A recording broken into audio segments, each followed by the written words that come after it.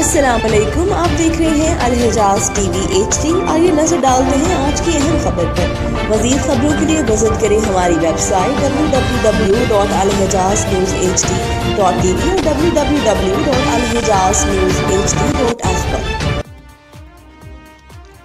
वज़ीर-ए-आला पंजाब का वीएन drug free Punjab CPO Syed Khalid Hamdani की हिदायत पर रावलपिंडी पुलिस का मंशियात फरोशों के खिलाफ मौसर क्रैकडाउन, 8 मुल्ज़मान गिरफ्तार, 10 किलो से ज़ायद चर्स बरामद। सादिकाबाद पुलिस ने मुल्ज़िम जाहिद से 2 किलोग्राम चर्स, रत्ता अमराल पुलिस से मुल्ज़िम फैज़ुर रहमान से 1 किलो 640 ग्राम चर्स बरामद की। रवाद पुलिस ने मुल्ज़िम अनवर से 1 किलो 420 ग्राम चर्स, मुल्ज़िम हसीब से 1 किलो 170 ग्राम चर्स और मुल्ज़िम हमाद से 530 ग्राम चर्स बरामद की।